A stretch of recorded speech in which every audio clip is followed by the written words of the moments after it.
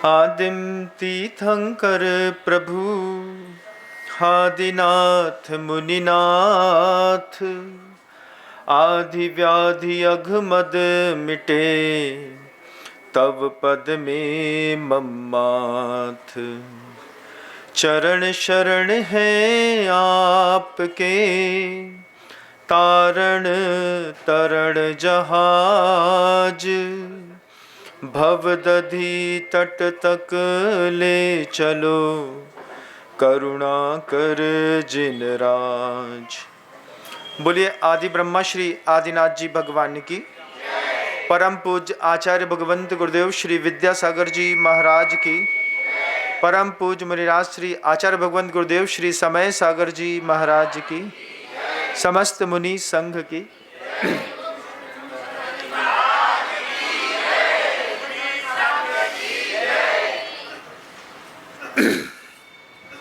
आज हम समव शरण मंदिर से बोल रहे हैं। कुछ दिनों का प्रवास इंदौर शहर के इस समव शरण मंदिर के लिए पहले से अपेक्षित था। शुरुआत आज से कर रहा हूँ। 8-10 दिन दिमाग में रख के बैठा हूँ, फिर देखता हूँ आगे क्या होता है।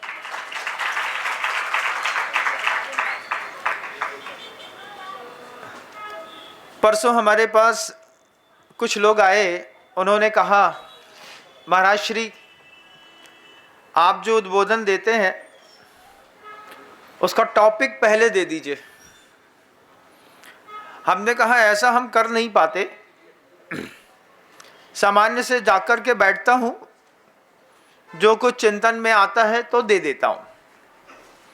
फिर भी 3-4 लोगों ने लगातार मुझसे कहा कि कोई टॉपिक अगर पहले से मिल जाता तो लोगों को प्रभावना में अच्छा लगता।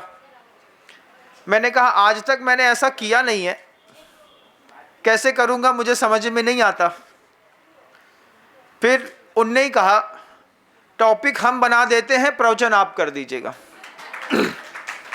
हमने कहा ये ठीक है, आप मुझे विषय वस्तु दे दीजिए, फिर मैं उस विषय वस्तु में बोलने के लिए अपना पुरुषार्थ कर सकता हूँ। तो उन्होंने आज का टॉपिक दे दिया, कैसे बने अरबपति। अब हमने सोचा पैसे वाली बात है और पैसे वालों के बीच में पैसे वाली बात है, कैसे बने अरबपति। फिर स्वस्थ चिंतन, सामायिक के बाद समय पर्याप्त बचा, रात में नींद जल्दी खुल जाती है। आदमी सामायिक भी करेगा तो कितनी देर करेगा। रात की सामायिक की खासियत है 1.5-2 घंटा बहुत आराम से होती है। उसके बाद अगर और बैठने की कोशिश करी तो प्रमाद आता है। चिंतन करो तो फिर चिंतन तो एक मुखरित होता है। और धन शब्द को लेकर के विचार कर रहा था। तो धा जो है एक धातु रूप है, धरने के अर्थ में आती है, प्रयोग होता है, उसी से धरती शब्द बना है। जो धारण करती है, जो रखता है, जिसके पास होता है, वो एक धा शब्द है, धातु है। और दूसरी एक धातु है णी। णी धातु, णी प्राचुर्य अर्थ है, मतलब बहुत सारा हो कोई चीज तो उसको मिलाकर के, धा और णी को मिलाकर के धनी शब्द बनता है। अब 2 शब्द हैं आपके पीछे, एक है धन और एक है धनी। अब उसमें जो धन शब्द है, मान लीजिए किसी बच्चे के जेब में 1-1 रुपए के 100-125 सिक्के रखे हों, और बचपन में तो आपके जेब में भी रहा होगा। जब जमाना था एल्युमिनियम की दस्ती आती थी, 20 पैसा आता था, 50 पैसे आते थे, चिकना गोल षटकोण वाला, छूने में भी अच्छा लगता था, थोड़ी देर हाथ में रख लो तो गर्म हो जाता था। तो जेब में उसको रख करके, याद है पुराने ज़माने की चवन्नी अठन्नी जिसको खेलते थे, 1 रुपया। तो दुकान में जाते थे तो कभी भी नोट के ऊपर दृष्टि नहीं जाती थी, बच्चों की नोट पे दृष्टि जाती नहीं, उनको तो चवन्नी ठन्नी 10 1 पैसा 2 पैसा जितना मिल जाए वो जेब में धर करके काम करते थे। और अगर मान लीजिए किसी बच्चे के पास जेब में 100-150 रुपए की चिल्लर पड़ी हो तो धन तो उसके पास भी है, लेकिन धन होने के बावजूद वो धनी नहीं है। क्योंकि धन और धनी में क्या अंतर है? ऋणी प्राचुर्य धातु है। जब बहुत मात्रा में कोई चीज हो तब उसको धनी कहते हैं। अब धन शब्द से जब कभी भी हम उपयोग लेकर के जाते हैं तो धन का मतलब एक ही चीज समझ में आती है, हीरा मोती जवाहरात रुपया पैसा, इन सब चीजों को ही हम धन समझते हैं। लेकिन एक बार आगम ग्रंथों में टटोल करके भी देखिए। आगम ग्रंथों में जब हम टटोल करके देखते हैं तो गुणभद्र आचार्य महाराज ने एक श्लोक लिखा है, वरम ग्राहस्थ में वाद्य तपसो भावी जन्मन स्व स्त्री कटाक्ष लुंटा कलोप वैराग्य संपदा। मतलब अंतिम जो शब्द दिया है वैराग्य संपदा, किसी के लिए वैराग्य ही उसकी संपत्ति है, किसी के लिए गाय संपत्ति है। जब आप सर्वार सिद्धि पढ़ेंगे और धन की परिभाषा देखेंगे तो धन गवादेह ऐसा शब्द लिखा हुआ है। तो धन की परिभाषा भी प्रत्येक व्यक्ति के लिए अलग अलग है। मेरे लिए अलग है, आपके लिए अलग है, आपके बच्चे के लिए अलग है। बच्चों का धन वो जो सीप होती है, कौड़ी होती है, रेत के ढेर में गोल गोल निकलने वाले पत्थर होते हैं, उनकी संपत्ति वही रहती है। दिन भर उसी में खेलते रहते हैं। इमली का बीज उठा करके फेंक देते हैं, वो बच्चे बेचारे इमली का बीज चीप में घिस घिस करके उसको बिल्कुल सफ़ेद कर लेते हैं, नहीं तो बीज से फोड़ देते हैं, फोड़ करके उससे चंदा अट्ठा खेलते हैं। खेला है कभी? खेला होगा, बहुत अच्छा। तो बच्चों की संपत्ति अलग है, युवा वर्ग की संपत्ति अलग है। 11th 10th 11th क्लास में पढ़ने वाले लड़के बच्चे जो होते हैं वो थोड़ा सा भटक जाएं, मार्ग से इधर उधर हो जाएं, और भटकाव में जो फेलियर्स होते हैं उन फेलियर्स का भटकाव भी अपोजिट सेक्स के कारण होता है। युवा युवती पे आकर्षित है, युवती युवा पे आकर्षित है, अच्छा आउटपुट देते हैं, इनपुट में कुछ निकलता नहीं। पिता पूरा पैसा देता है लेकिन बालक नंबर 33% देते हैं, 67% जो है वो उनका डुप्लीकेट वाला क्रिप्टो करेंसी खा जाती है। ये क्रिप्टो करेंसी है, दिमाग में एक बार फीड हो जाए तो फिर बस उसी में आदमी पगलाता है। तो हर उम्र का शौक अलग अलग होता है। किसी ने बड़ी अच्छी बात कही है, शौक होते हैं हर उम्र में जुदा जुदा, खिलौने, पैसा, दौलत और फिर खुदा। लास्ट का शौक है खुदा वाला, भगवान वाला। शुरुआत में होता नहीं। संपत्ति की परिभाषा प्रत्येक व्यक्ति के मानस पर बिल्कुल अलग अलग है। आप अपनी मानसिकता को, मन को आंख बंद करके आप किस चीज का संग्रह करना चाहते हैं। गांव देहात में चले जाइए, वहां की संपत्ति हम लोग गांव से निकलते हैं तो दिखाई देती है। आप टड़ा, केसली, गोरझामर इस तरफ के पूरे बेल्ट में जाइए, गांव के लोग मिलेंगे, महिलाएं कंडा थाप थाप करके पूरी दीवार में थाप दिया और फिर घर में ऐसा खूब सारा बड़ा सा बनाया, उसमें कंडा धरे। उनकी वही संपत्ति है। तुमने हमारे 4 कंडा छुड़ा रहे सो झगड़ा हो जाए। अब कंडा में काहे के धन दिख रहा है, लेकिन किसी को दिख रहा है। अब किसी को किसमें सुख मिल रहा है और कौन सा व्यक्ति क्या संचय करने में लगा है, ये प्रत्येक व्यक्ति की अपनी अपनी मानसिकता के ऊपर डिपेंड करता है। आप उम्र के जिस पड़ाव में हैं उस पड़ाव में धन की परिभाषा सिर्फ रुपए पैसा नहीं होगी। किसी के लिए धन की परिभाषा सम्मान भी होता है। कुछ लोग चाहते हैं बुजुर्गों की मान प्रतिष्ठा पैसे से बहुत बड़ी होती है, वो मान प्रतिष्ठा बनी रहे। एक बार दानवीर का टैग लग गया तो हमने ऐसे भी लोग देखे हैं कि उस मुकाम की निरंतरता बनाए रखने के लिए वो लगातार दान इत्यादि दे करके अपने सम्मान की संपत्ति को बचाने की कोशिश करते हैं। अब एक बार आप अपनी आंख बंद करके देखिए, तुम्हारा मन कहाँ पर लगा है? क्या तुम जिसको धन समझते हो उसकी तुमने क्या केयरिंग करी है? आप जिसको संपत्ति समझ रहे हैं वो आपकी नज़रों में क्या है? कई जगह मैंने देखा है पैसे लोग बैग से निकाल करके ऐसे फेंक देते हैं, बोले पैसे, अरे बोले आते रहते हैं, तुम भी कहाँ लगे, काम की चीज़ दो। मतलब कई लोगों के लिए पैसा कोई वैल्यूबल चीज़ नहीं है, लेकिन फिर भी कैसे बने अरबपति टॉपिक दिया था मुझे, हमने कहा स्वीकार है, बोलूँगा, इस बात पे बोलूँगा और आगमिक बोलूँगा। आगम क्या बोलता है? महर्षि पैसे कमाने की कला आगम में लिखी है क्या? बिल्कुल। आचार्यों ने जितने भी सूत्र लिखे हैं उन सूत्रों में हम जब कभी भी पढ़ते हैं तो एक पहली हमारी तो एक बहुत गहरी और बड़ी धारणा है कि मंदिरों में रखने वाली जो जितने भी ग्रंथ हैं, आगम हैं, जिनवाणी है, पुराण है, पुस्तकें हैं, ये सिर्फ साधु परमेष्ठी के काम की हैं।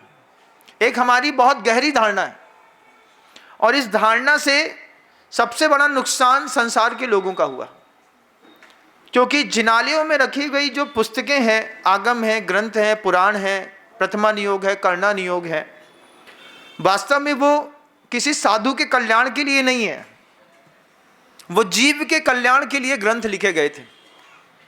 और यथा अभ्युदय निश्चय सिद्धे सधर्म, ये परिभाषा भी लिखी है कि जिस ग्रंथ के माध्यम से अभ्युदय सुख और निश्चय सुख की प्राप्ति हो, धर्म उसी को कहते हैं। अब आपने तो वो सूत्र पढ़ा नहीं होगा, क्योंकि आप तो हैं वो हरा वाला नीलकंठ रटंतु तोता। जब पर्युषण पर्व आता है ना, तो उसके 5 दिन पहले आदमी तत्वासूत्र की पुस्तक उठाता है। ये हाल अच्छे अच्छे धर्मात्माओं का भी है कि तत्वासूत्र कब पढ़ा था भैया? पिछली साल जब पर्युषण पर्व आए थे, कि 5 दिन पहले सरवार सिद्धि की किताब खोल के देखी थी, वो भी इसलिए कि अबे व्याख्यान करना पड़ेगा, इसलिए पढ़ लेते हैं। जबकि साधु जो होता है वो रोज पढ़ता है, रोज उसको एक बार पाठ करता हूँ दिन भर में, सूत्र नए नए अर्थ देते हैं। अब आपके जीवन में अगर ये लक्ष्य है कि मुझे धनपति बनना है, अरबपति बनना है, खरबपति बनना है, तो पहले तो निश्चित करिए कि आपके अंदर के धन की परिभाषा क्या है। किसी के लिए कोई ऑब्जेक्ट हो सकता है, किसी के लिए कोई मकान हो सकता है, किसी के लिए कोई और हो सकता है।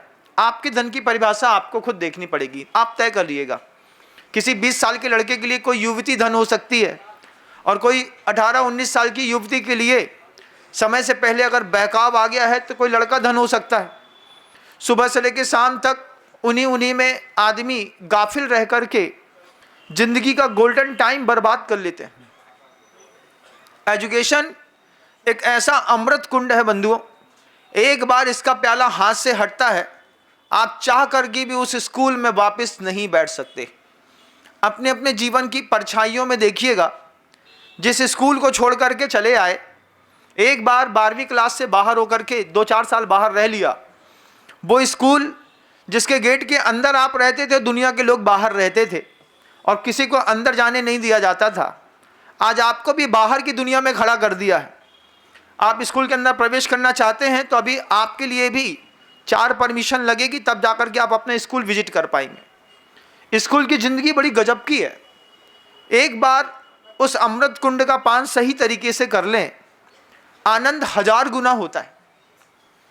फिर आप उस विद्यालय में रह कर के अगर मान लीजिए कहीं गाफिल हो गए, आजकल तो को एजुकेशन होती भी है और नहीं भी होती है, मैक्सिमम लोग सेपरेट जीना पसंद कर रहे हैं, लेकिन जब को एजुकेशन रहता है और लड़कों में भटकाव हो जाता है तो धन की परिभाषा जवान बच्चों के लिए बदल जाती है। अधेड़ उम्र के व्यक्ति के लिए जरूर पैसा होता होगा, लेकिन आप सोचिए कि अधेड़ उम्र का व्यक्ति भी पूरी जिंदगी मेहनत करने के बाद भी धन नहीं कमा पाता। सुबह 7:30 बजे अगर गांव देहात के लोग होंगे, 7:30 बजे दुकान खुल जाती है और 9 बजे से पहले 2-3 हज़ार रुपये को धंधा कर लेते वे लोग और अपने आप को बहुत बड़े धनपति समझते हैं।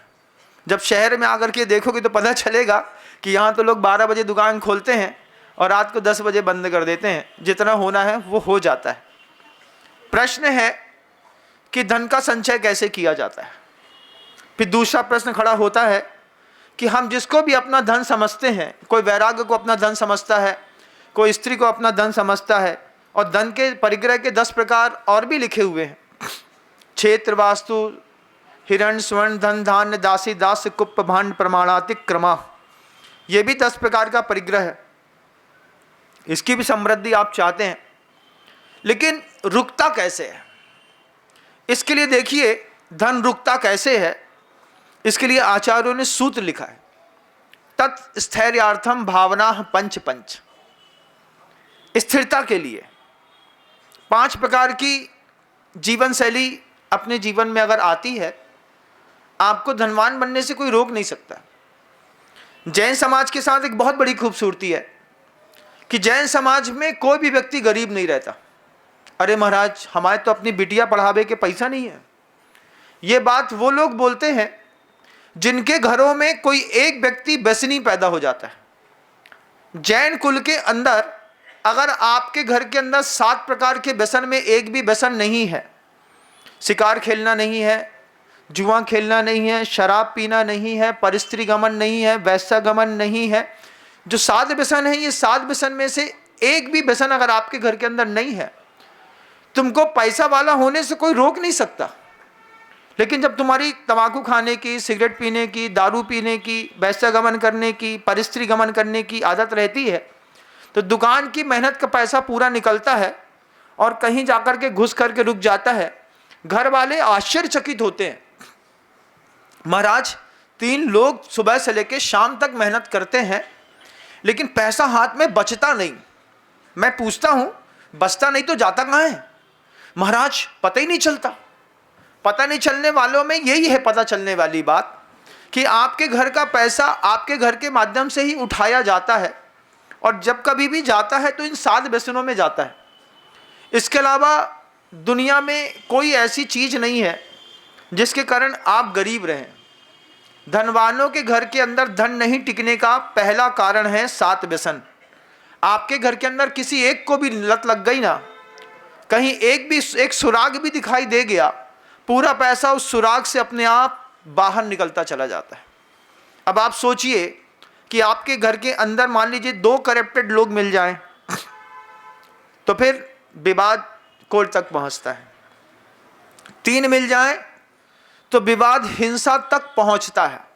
ऐसे भी परिवार हैं बंधुओं जिसमें बड़े पापा भी शराब पीते हैं, छोटे पापा जो हैं वो गुटखा और सिगरेट के शौकीन हैं और तीसरे वाला जुआ खेलने का शौकीन है और दुकान एक ही है।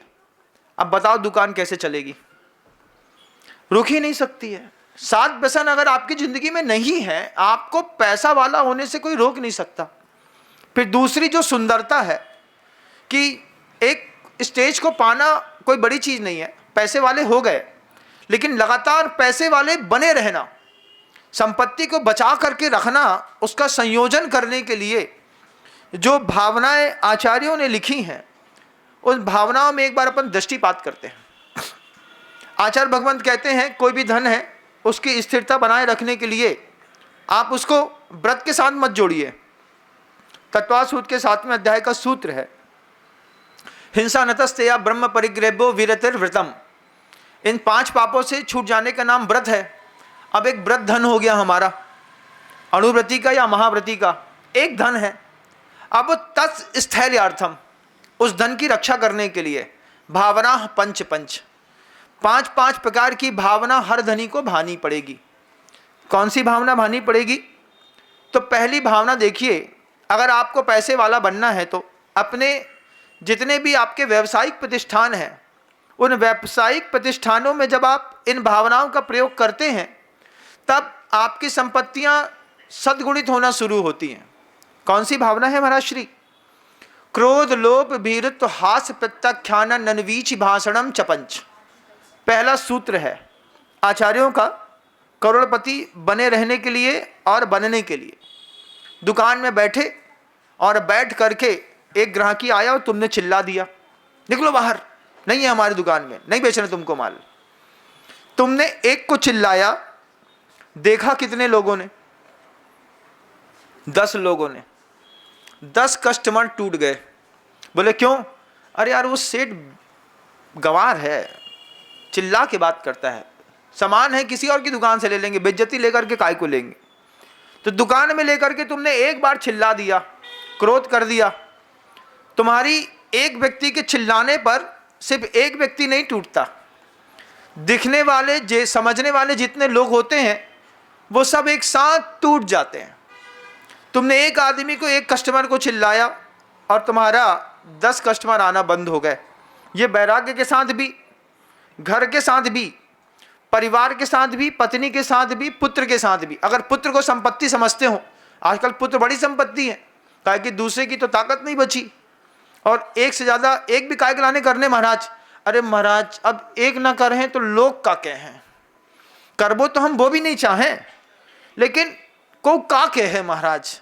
काहे भाई तुमने ब्याह करो हो तो कि तुम्हारी मोड़ा मोड़ी नहीं भय, पालना बड़ा मुश्किल है।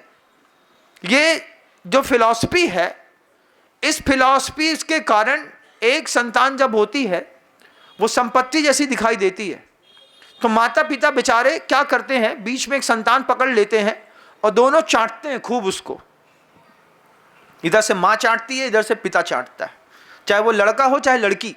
आप भी चाटते होंगे अपने माता पिता, जितने भी बच्चे। चंद्रगुप्त मौर्य का एक स्वप्न है, गाय अपनी बछिया को चाट रही है और चाटते चाटते चाटते इतना चाट गई कि उसकी हड्डी दिखाई देने लगी।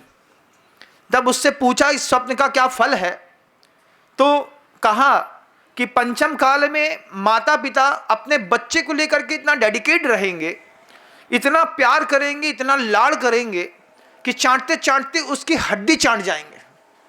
तुमने अपने बच्चे को इतना दिया, बेचारा बच्चा किसी काम का नहीं रहा, सुकुमाल बना दिया तुमने अपने बच्चे को।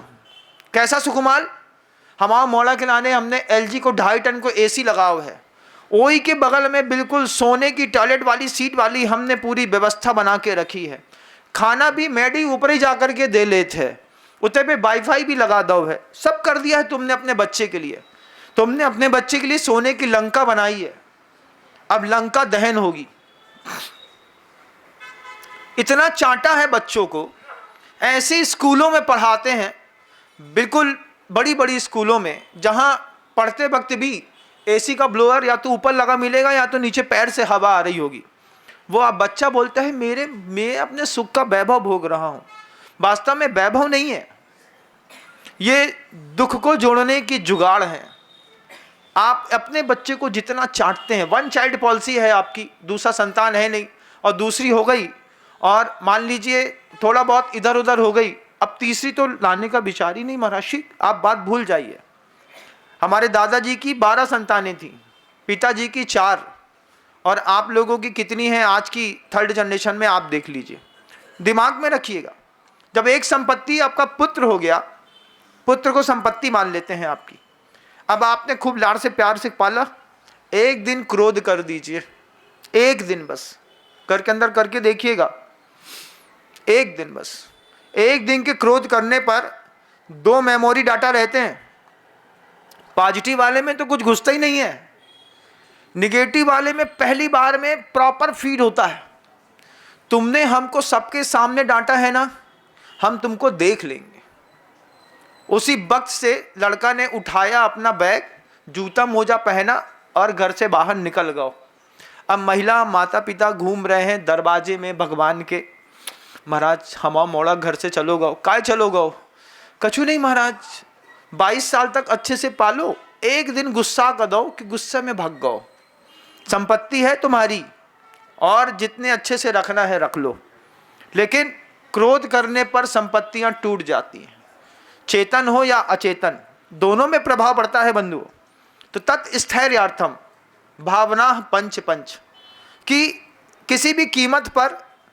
क्रोध को सही आकार देना है। आचार्य भगवान जब हम लोग के ऊपर कभी क्रोधित होते थे, कभी मुंह से बोल करके कम डांटते थे, आंखें दिखा करके डांटते थे। ऐसा बड़ी बड़ी आंखें गुरुजी की याद रखिए कैसे दिखाते थे। जब उनके कमरे में जाता था और जब गुरुजी बड़ी आंख दिखाते थे, ऐसा देख लेंगे और आंख बंद करके ऐसे बैठ जाएंगे, तो बंद आंख में भी गुरुजी के गोलक जो थे वो आंख से बाहर झांकते थे। उससे भी डर लगता था कि इतना बड़ा गोलक है, सामने बैठे हैं, ऐसा खोल के देखेंगे तो भस्म ना हो जाए। इतना डर लगता था गुरुजी से। और बस ऐसा देखेंगे, क्यों, तुम्हारे बारे में कोई कुछ कह रहा था। इतना बोलना है कि 3 दिन की रोटी पानी खराब। आचार्य सिंह जी ने कुछ बोला नहीं हमको, बस इतना ही बोला, बस लोग तुम्हारे बारे में कुछ कह रहे हैं। इतने में तो अब हम ही पता करते रहे लोग हमारे बारे में क्या कह रहे हैं, पता ही नहीं चला। फिर जाकर के 3 दिन बाद गुरु से पूछा, आचार्य सिंह आप कुछ कह रहे थे कि लोग हमारे बारे में कुछ कह रहे हैं। हाँ, लोग आपके बारे में कह रहे हैं कि आप लेट समाइक करते हैं। हमने कही धत तेरी की। 3 दिन तक ऐसा धक्का लगा। लोग हमारे, अब भैया बड़े आचार्यों के सामने कौन किसकी कैसी चुगली कर जाए, का बोल जाए, का पता चला कि तुम समाइक में लेट बैठते हो। हमने कहा आचार्य सिंह जी 7 बजे तक बैठ जाता हूँ हर हाल में। तो गुरुजी बोलते हैं 5:45 बजे अंधेरा हो जाता है, 7 बजे तक क्या करते रहते हो। हमने कहा कल से आप जैसा बोले। तो उन्होंने इरापत भक्ति में बोला 6:15 बजे तक सब कोई समाइक में बैठ जाएंगे। हमने कहा बड़ा बहुत अच्छा, 6:15 पे बैठ जाएंगे, 8 बजे सो जाएंगे। अब कितनी समाइक करेगा आदमी, है ना। फिर जैसे ही उसमें भी गड़बड़ हुई एक बार हमारे साथ, 8 बजे हमारे कमरे से दूसरे के खर्राटे की आवाज़ आने लगी। गुरुजी को पता था कि बगल में यही सोता है। हमसे पूछते कितने बजे सोते हो, हमने टाइम नहीं बताया। हमने कहा जब नींद आती है तब सो जाते हैं, हमें टाइम बताओ तो फंस जाएंगे। तो फिर गुरुजी बड़े स्नेह से बोलते हैं, सबको, एक को समझाना नहीं होता कभी गुरुजी का, सबको समझाते थे। बोलते हैं समाइक कर लीजिए, समाइक करने के बाद एक बार पूरे समय सार का पाठ करना है सारे साधुओं को। उसके बाद पूरा द्रव्य संग्रह और रत करंडक सावकाचार, 3 पाठ का नियम ले लीजिए आप लोग। एक दूसरे को ऐसा देख रहे थे। 439 गाथाएं समय सार की, 150 सावकाचार की, द्रव्य संग्रह की 50, कुल मिला के जोड़ी तो 550 गाथाएं हो गई, 550, 600। फिर आचार्य सिंह बोलते हैं हाँ कायुसर कर लो तुम लोग सब कोई अच्छे से, बहुत अच्छे, बड़े प्यार से कायुसर करा दिया। अब फिर बोले गुरुजी 6:15 बजे समाइक में बैठ जाना। जी गुरुजी, 6:15 बजे समाइक पे बैठे, 7:30 बजे तक समाइक करी। 7:30 बजे से जो पाठ करना शुरू किया, 9:30 पौने 10 बज गया। बोले हाँ अब आप लोग विश्राम कर सकते हैं। उसके बाद से गुरुजी के कमरे के बगल में उन्हीं लोगों को सोने मिला जो रात में 10 बजे सोने की ताकत रखते थे। ऐसे बच्चों को, शिष्यों को कैसे एक महान आचार्य अपडेट करते हैं, कैसे माइंड मेकअप करते हैं। आज इस बात की खुशी है कि गुरुदेव ने हम लोगों के प्रारंभिक अवस्था के शैशव काल में ही तो ये छोटा सा नियम दे दिया कि समाइक के बाद आपको पूरा पाठ करना है, उसके बाद ही सोना है। हम लोग जब 5, 7, 8 साधु एक साथ सोते थे और जब देखता था कि कभी मान लीजिए हम अटक गए, कभी कोई बड़े महाराज जी अटक गए, कोई बगल वाला अटक गया, तो एक दूसरे को संभालते हुए गाड़ियाँ इतनी फ्लो में चलती थी कि 2 घंटा समाइक के बाद कैसा निकलता था पता नहीं चलता। लेकिन अगर वही बात क्रोध में हो जाए तो बात ही बिगड़ जाए। आपकी वो जो संपत्ति आपने पाल के रखी है, जिसको आप संपत्ति समझ रहे हैं बंधु, उस संपत्ति के साथ आप क्रोध का प्रयोग नहीं कर सकते। दुकान में कस्टमर के साथ, परिवार में सदस्यों के साथ, तो परिवार में सदस्यों के साथ ऊपर महाराज जी क्रोध तो आता ही है। घर में विवाद ना हो ऐसा तो होता ही नहीं है। इसी को अपडेट करने का नाम धर्म है। इसी को अपडेट करना है। जो क्रोध है ना, जरा जरा सी बात में आता है। एक घर में लिखो, मैं अपने परिवार को बहुत प्रेम करता हूँ, मेरी भाषा खराब हो सकती है लेकिन मेरा भाव खराब नहीं है। ये घर में लिखना पड़ेगा आपको। सबके सामने जितनी बार लोग पढ़ेंगे कि मैं अपने परिवार से बहुत प्रेम करता हूँ, और सब कोई अपनी अपनी राइटिंग में लिखो, एक कागज पे लिख दो पापा, फिर लिख लो नीचे लोग मम्मी, नीचे लिख दो भैया।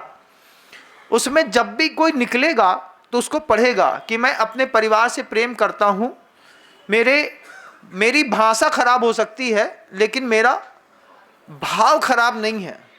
इस कारण भी हो सकता है आपका क्रोध परिवार के लोग सह लें, क्योंकि व्यक्ति की एक टॉलरिंग कैपेसिटी है। एक समय के बाद पिता की डांट का जैसे जीवन में कोई असर नहीं होता है क्या? आज मान लो तुम्हारे पापा डांट दे तुमको, तो 45 साल की उम्र में कोई पापा डांट दे, तो गुरुजी डांट दे, तो आज भी असर होता है। आज भी दिल धक्क करता है। रात के अंधेरे में भी सामायिक में कभी गुरुवर से वार्तालाप हो जाए तो वैसे समझाते हैं। मुद्रा याद आती है गुरुजी की, कैसे कमरे में बैठे रहते थे, नीचे सिर करके, हाथ ऐसा रखा रहता था।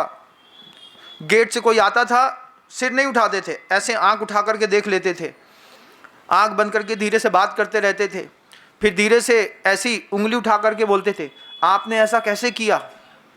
वो मुद्रा आज भी स्वप्न में याद आती है। दिन भर के अपने पूरे वर्किंग आवर्स में जो भी काम करता हूँ, शाम को जब स्वयं उसकी समीक्षा करता हूँ गुरुजी के सामने बैठा करके, तो गुरुजी से कभी कभी कुछ ना कुछ ऐसे संकेत मिलते हैं कि अगली बार ध्यान रखना। जी गुरुदेव। इसको कहते हैं प्रेम की पराकाष्ठा। हमारा प्रेम आज उनकी उपस्थिति का मोहताज नहीं है।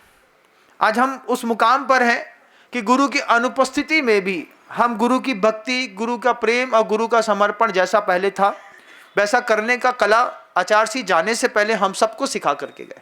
हमको नहीं, आप सबको भी बहुत अच्छे से सिखा करके गए। उसका परिणाम मैंने देखा है पिछले चातुर्मास में, इसी चातुर्मास में पिछले 5 महीनों में जो आप लोगों ने श्रद्धा सुमन समर्पित किए हैं, ये आपकी उस श्रद्धा, उस आपकी भक्ति, वो आपकी ईमानदारी का ही परिणाम है कि गुरु जी की बात जब मैं करता हूँ किसी से तो कभी कोई मुझसे मना नहीं करता।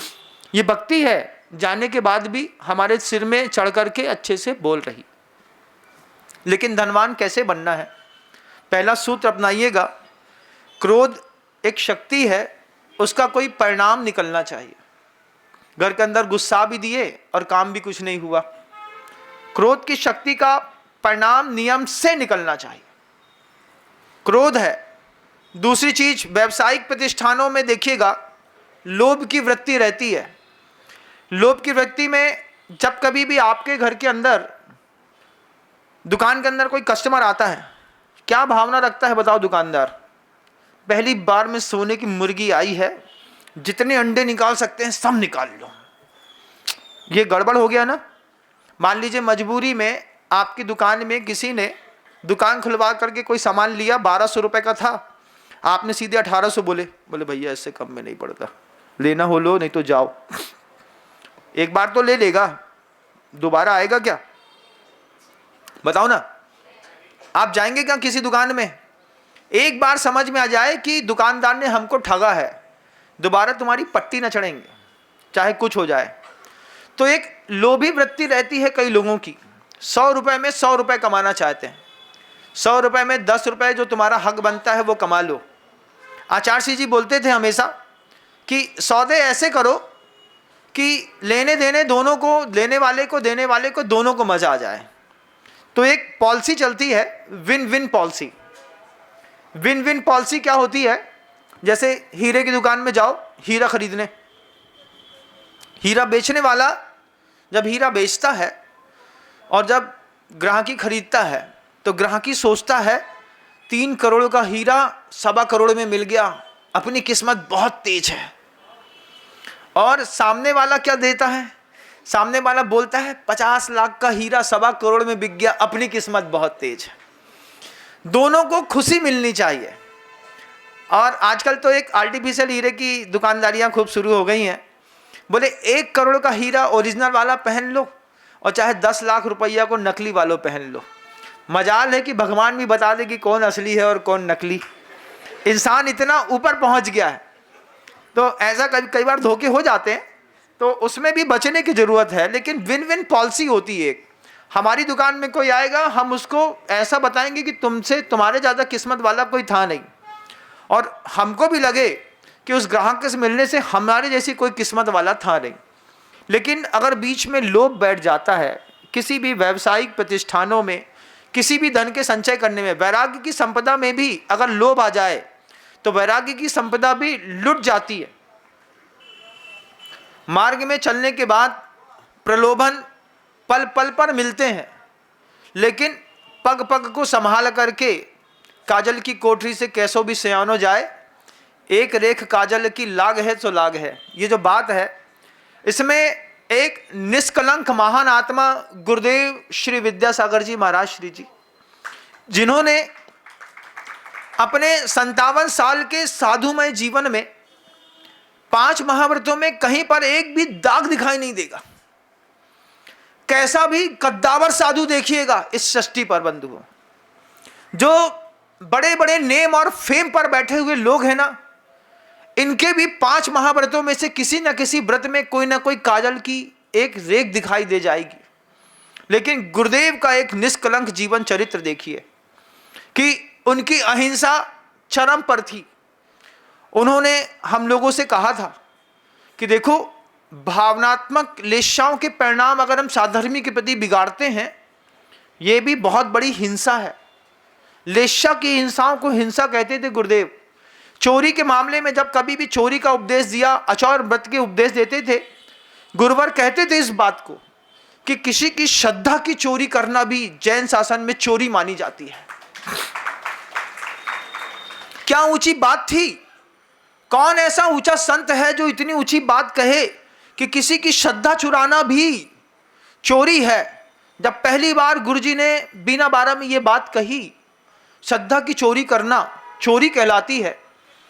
पूछ लिया ईरापद भक्ति में, श्रद्धा की चोरी से आशय, श्रद्धा की चोरी से आशय ये, मान लो इतने सारे लोग आते हैं, आचार्य हंस के बोलते हैं ऐसे ही, लोग तो आते हैं ना आप लोग के पास भी? हाँ गुरुदेव आते हैं। इतने सारे लोग आते हैं, इसमें से किसी व्यक्ति का किसी मुनि महाराज से विशेष अनुबंध हो और आप उनकी श्रद्धा की चोरी करके उनको अपने से विशेष अनुबंधित कर लें, ये क्या श्रद्धा की चोरी नहीं कहलाती? ये श्रद्धा की चोरी भी चोरी है, इस बात को ध्यान रखिएगा आप लोग। उस वक्त ऐसा लगा कि काटो तो खून नहीं। कैसे कि जब कभी भी कोई श्रावक संघ में आता था, छोटे छोटे बच्चे थे हम लोग, घर के अंदर रहते थे, संघ के अंदर रहते थे, तो थोड़ा थोड़ा खेलते कूदते रहते थे, सीखते रहते थे, ट्राई बॉल मारते थे। बहुत अच्छा प्लेग्राउंड था। आचार्य जी की क्या सुविधा थी, क्या माहौल था संघ का। आचार्य जी एक अकेले कमाने वाले, हम सब मिलकर के खाने वाले। गुरु जी के नाम की खाते थे, उनके चक्कर में 100 चौके लगते थे, एक चौका अपनी किस्मत से अपन को भी मिलता था। क्या किस्मत थी! आज भी पुराना जमाना याद करते हैं, जब गुरु जी के साथ संघ में 50 साधु रहते थे। संघ के अंदर ऐसा जैसे शॉपिंग मॉल जैसा मार्केट लगा रहता था। हर चौके कमरे में 10-5 श्रावक घुसे रहते थे। फिर हम लोग जब निकलते थे आहारचर्या में, तो आपस में पूछ के निकल, क्यों भाई कहाँ जाना है? बोले राजस्थान के बाफला बहुत खाली है, अभी जा रहा हूँ ज्वार की रोटी महाराष्ट्र की खाने। तो एक ही स्पॉट पर राजस्थान मिलता था, गुजरात मिलता था, मध्य प्रदेश मिलता था, विदेश मिलता था, सब प्रदेश एक ही प्रदेश में मिलते थे। उस 8 प्रदेश का नाम गुरुदेव श्री विद्यासागर जी महाराज। क्या गजब की जिंदगी थी! जिंदगी के 20 साल इस खूबसूरती में निकाले। उसके बाद भोग भूमि छूटी, कर्म भूमि में आए, और आपके पल्ले में हम और हमारे पल्ले में आप आए। लेकिन यहाँ पर भी देखा वही कि 20 साल की जो छाप और सुगंध गुरुजी की थी, आज भी देखता हूँ कि जनता जितना एक साधु परमेष्ठियों से लाड़ करती है, उनके प्रति सजग रहती है, भैया बत्तियों सेवा करती है। जब कभी भी कोई ज़्यादा मनुहार करता है, तब भी आचार्य श्री जी को याद करके उनसे ही कहता हूँ, ये हैं तो आपके, बस मुझ में इनको आप दिख रहे हैं, इसलिए ये मेरे साथ हैं। आशीर्वाद दीजिए, इनका भरोसा बना रहे। बेटे को देख करके मोड़ा की सूरत बाप की सूरत से मिलती है, नहीं मिले तो डीएनए चेंज को लफड़ा दिखा दे। अभी क्या हुआ, एक हीरोइन का लड़का था वो किसी और के जैसा दिख रहा था। अभी किसी ने हमको बताया, कल शाम की बात है, तो हमने कहा इससे क्या हो गया? बोले महाराज डीएनए चेंज। ये तो बहुत अच्छी बात है कि साधुओं को देख करके उनके गुरु के लिए नाम नहीं बताना पड़ता मुझे हम किसके शिष्य हैं, चेहरे देख करके लोग बोल देते हैं आचार्य विद्यासागर जी महाराज का शिष्य है। बच्चे के चेहरे पर बाप की सूरत दिखाई देनी चाहिए, सीरत भी दिखाई देनी चाहिए, तब जाकर के लगता है कि हाँ एक ही खानदान के लोग हैं और बड़े खानदान के लोग हैं। वैसे तो बाहर सूरत शकल से दिखने वाले एक जैसे मिल जाएंगे, लेकिन फिर भी लोग पहचान जाते हैं। कैसे पहचान जाते हैं इसका एक उदाहरण हम आपको अपना ब्रह्मचारी अवस्था का सम्मेद शिखर जी का बताते हैं। हम लोग सम्मेद शिखर जी गए, 15, 20, 25 ब्रह्मचारी थे, सब बिल्कुल झकझक मफत लाल कैम्ब्रिक पहने हुए, लाइट ऑफ एशिया, साफ सुथरे, गोरे चमकते, अच्छी दाढ़ी बढ़ी, बाल बढ़े, और सम्मेद शिखर जी की वंदना के लिए गए। वहां पर 2 बड़ी आर्यिका संघ एक साथ वहां पर विराजमान था। एक ब्रह्मचारी आगे गया, बाकी धीरे धीरे आ रहे थे पीछे से। तो वंदामी करने के लिए जैसे ही माता जी के पास गए, माता जी वंदामी कहा, कहाँ से आए हो? तो उतनी देर में वो कायसर करने लगे ब्रह्मचारी जी। इतने में माता जी खुद बोलती हैं, ये चमकता हुआ चेहरा सिर्फ आचार्य विद्यासागर जी महाराज के पास का होगा, कहीं और के ये हो नहीं सकते, पूछ लो इनसे। तो दूसरी माता जी बोलती हैं, ऐसे अपन कैसे कह सकते हैं? कायसर करने के बाद जब चमकते हुए 25 ब्रह्मचारी एक साथ अंदर प्रवेश किए, तो जिस दूसरी आर्यिका को शंका थी वो भी कहती है सब आचार्य विद्यासागर जी महाराज जी के शिष्य हैं। चेहरे देख करके भी लोग उसके पिता के बारे में बहुत अच्छे से जान जाते हैं। आपके चेहरे देख करके भी आपके पिता की जानकारी मुझे भी होना चाहिए। अपने पूर्वजों का बहुमान अगर आपके ऊपर नहीं दिखाई दिया तो डीएनए में कई बार शंका हो जाती है। क्या हमारे पूर्वजों के बारे में कुछ कह रहे हैं? हाँ, आपके पूर्वजों के बारे में कह रहा हूं। आपके पूर्वजों में चामुंड राय थे, जिन्होंने गोमटेश्वर बाहुबली भगवान की मूर्ति बनाई थी, और आपके पूर्वजों का संकल्प था कि इस पाषाण खंड को प्रतिमा के रूप में परिवर्तित करने पर जितना पाषाण खंड टूटेगा व्यर्थ का, उतने वजन का हम तुमको सोना देंगे। सोचिए आपके पूर्वज कितने कद्दावर थे कि औरंगाबाद में एक ऐसा मंदिर बनाया है जिसमें एक भी ज्वाइंट नहीं है, पूरा के पूरा मंदिर पाषाण का बनाया। दुनिया भर के मंदिर नीचे से ऊपर बनते हैं, आपके पूर्वजों ने ऊपर से खोद करके नीचे का मंदिर बना करके तैयार करके दिया है। उनकी थोड़ी बहुत गंध तो आपके अंदर भी आनी चाहिए, नहीं आनी चाहिए? तपस्या की बात हो तो हमसे मिलो, और दान की बात हो तो भी शाबक दिल ठोक के कहे कि महाराज हमसे मिलो, क्योंकि हमारे पूर्वजों की खुशबू हमारे अंदर कुछ तो दिखाई देनी चाहिए। एक डीएनए है ना, एक डीएनए से अपन जीने वाले लोग हैं। अपने पूर्वजों का एक सफल सुंदरतम इतिहास तो देखिए कि क्या गजब का था। संस्कृति की रक्षा करने के लिए हमारे पूर्वजों ने अकलंक और निकलंक पैदा किए। संस्कृति की रक्षा करने के लिए हमारे पूर्वजों ने शेष सुदर्शन जैसा गृहस्थ पैदा किया। संस्कृति की रक्षा करने के लिए हमारे घर के अंदर सीता, द्रौपदी, अंजना की लिए परिभाषाएं, बेटियां अपने आप सीता, संजना और अंजना नहीं बन जाती हैं। उनके माता पिता लगातार उसके ऊपर प्रोजेक्ट के जैसा काम करते होंगे, उनके गुरु उनको प्रॉपर गाइड करते होंगे, तब जाकर के वो गंध दिखाई देती है। बच्चों में पूर्वजों की गंध, दान में पूर्वजों की गंध, बहुमान में पूर्वजों की गंध, मंदिर के सम्मान में भी पूर्वजों की गंध देखिएगा। पद्मनाभपुर के मंदिर में जो लाखों करोड़ रुपए की संपत्ति रखी है बंधु, वो भी अपने ही पूर्वजों की कोई गंध है, वो सुगंध है। मंदिर से कुछ ऐसा मिलता होगा कि बदले में हीरा, मोती, जवाहरात, सोना, चांदी दे करके गृहस्थ अपने आप को धन्य समझता होगा।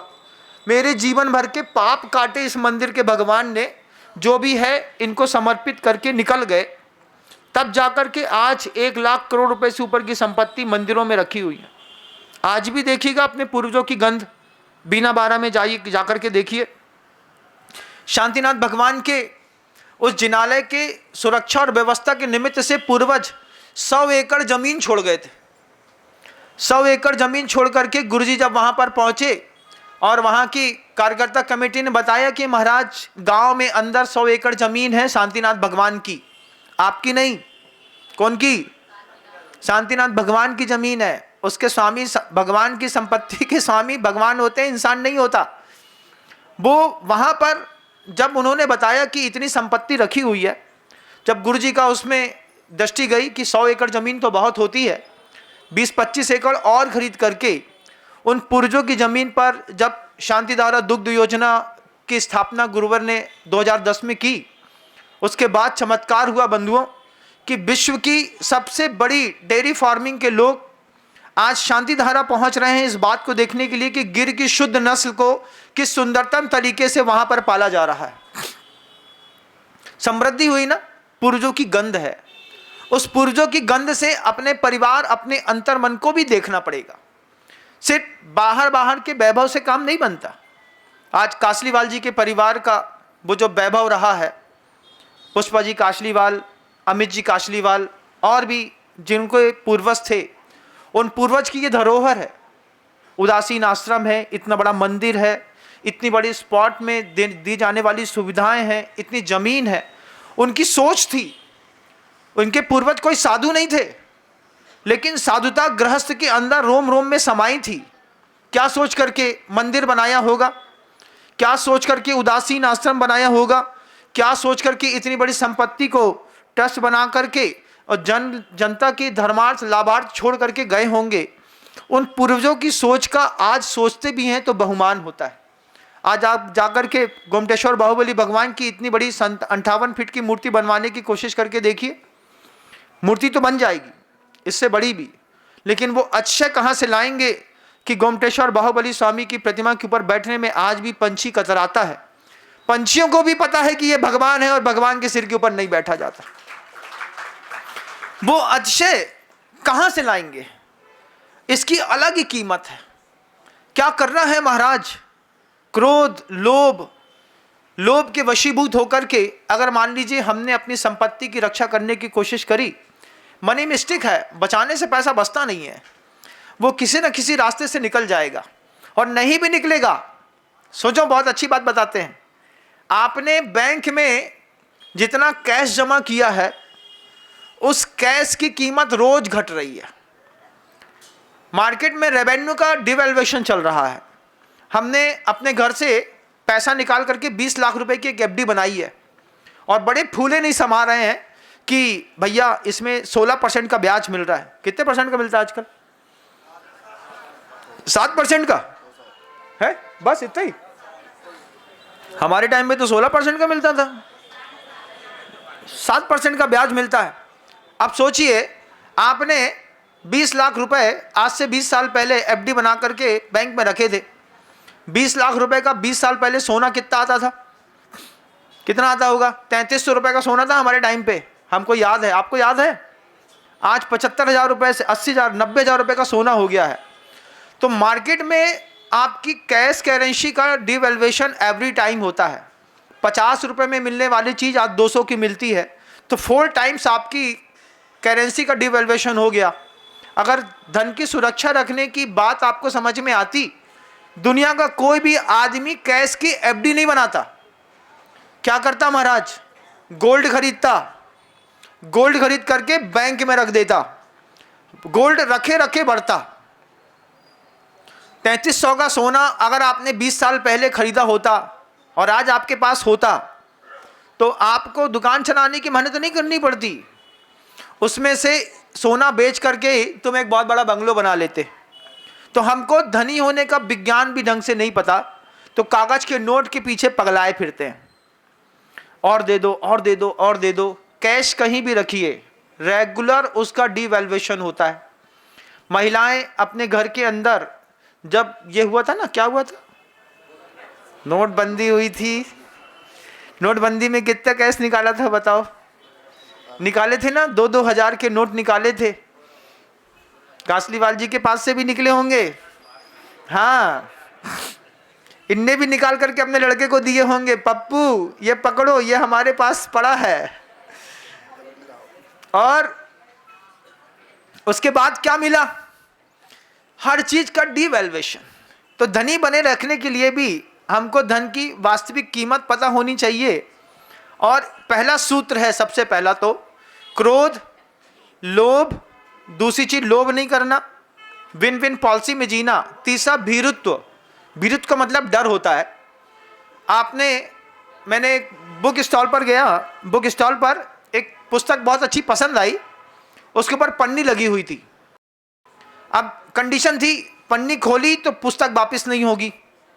1 रुपए की पन्नी, उसके चक्कर में 50 रुपए की किताब खरीदना।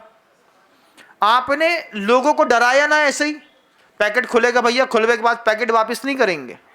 आपकी इस कमजोरी को किसी और कंपनी ने पकड़ लिया। अब वो कंपनी क्या कहती है, तुम तो भैया पैकेट खोल लो, 7 दिन उपयोग कर लो, उसके बाद भी वापस करोगे तो हम वापस कर लेंगे। तो अमेजॉन जैसी कंपनियां जो थी, इन्होंने आपकी एक डराने वाली, धमकाने वाली पॉलिसी को चेंज कर दिया। हम कहते थे बिका हुआ माल वापस नहीं होगा, और वो क्या बोलता है, माल खरीद के 7 दिन पहन लो, 1.5 लाख को लाचा खरीदो हमसे, 3 शादियां करो बहुत अच्छे से, 7वें दिन उसको वापस पैक करो, हमको वापस भेज दो, हम फिर तुम्हारे पैसे वापस भेज देंगे। इनने क्या किया कि जब हम सब डराते थे लोगों को बिजनेस सेक्टर पे, इन्होंने, बड़ी बड़ी कंपनियों ने आदमी के दिमाग का डर खत्म कर दिया। तो जितनी भी बिजनेस की स्ट्रेटजी थी वो सारी की सारी चेंज हो गई। आज बिजनेस का जो स्टाइल है वो एवरी टाइम बदलता है। अगर आप मार्केट के हिसाब से बिजनेस स्टाइल को अडॉप्ट नहीं करेंगे तो धनी बने रहने से आपको कोई मतलब, आप धनी बने नहीं रह पाएंगे। आज धनी हैं, कल फिर वही करेंगे, ठेला लगाएंगे ले टमाटर। क्या हुआ? टाइम हो गया? टाइम हो गया ना? टाइम हमारी गलती से नहीं बढ़ा, आपकी गलती से बढ़ा। आज ही हमने दोनों महाराज जी से कह दिया है कि 10:30 से पहले रोटी नहीं मिलेगी, इस बात को कंफर्म कर लो। बोले क्यों महाराज जी? बोले हम 1000 बार सोचें कि 9:30 पौने 10 पे आचार्य में उठ जाएं, लेकिन जमाना खराब है। क्या बोल रहे हैं? ये कुछ कह रहे हैं? हाँ, बोल देते हैं। लेकिन आप पहले सूत्र देखिए धनपति बने रखने का। क्रोध, लोभ, भीरुत्व, हास्य। मार्केट में, दुकान में बैठ करके हंसी नहीं और झूठ बोलना नहीं। अनुवीची भाषणम चपंच। अगर ये पहला सूत्र भी इंप्लीमेंट दुकान के मेथड में कर गए तो आपकी वैराग्य की संपत्ति हो, चाहे आपकी पुत्र की संपत्ति हो, चाहे आपके परिवार में किसी और प्रकार की संपत्ति हो, सारी संपत्तियां आपके पास रहेगी, धनी बने रहेंगे। इसकी 4 और बड़े बड़े सूत्र हैं, लेकिन छोटे से समय में व्याख्यान हो नहीं सकता। आज शुरुआत करी है, कल देखते हैं कल मुझे क्या टॉपिक दिया जाता है, उस पर बात करेंगे। लेकिन अरबपति बनने का एक सूत्र तो आप हमारे दिमाग से ले ही लीजिए। क्रोध, लोभ, भीरुत्व, हास, प्रत्याख्यान, अनुवीच, भाषणम चपंच। तत्वार सूत्र के 7वें अध्याय का 3रा या 4था सूत्र होगा, खोल करके माला फेरिएगा।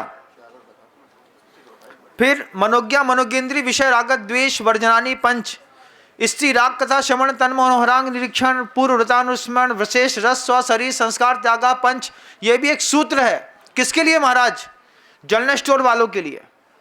जिन लोगों की जनरल स्टोर ठप हो गई है, उसके पीछे एक ही कारण है कि जब आपके दुकान में कोई महिला आई होगी, आपने उसके साथ हंसी करी होगी, उसको गलत निगाह से देखा होगा, माँ बहन बेटियों ने एक बार में पकड़ा होगा, दोबारा जनरल स्टोर में नहीं चढ़ेंगे। तो उनके लिए भी एक सूत्र है कि अगर आपने अपनी आंखें दुकान में सही नहीं रखी, दुकान ठप, तुमको गरीब बनने से कोई रोक नहीं सकता है। तो इन 5 सूत्रों को समय समय रहते पर आप मुझसे पूछते रहिएगा, मैं आपको धीरे धीरे बताता रहूँगा। अभी शब्दों को विराम देता हूँ।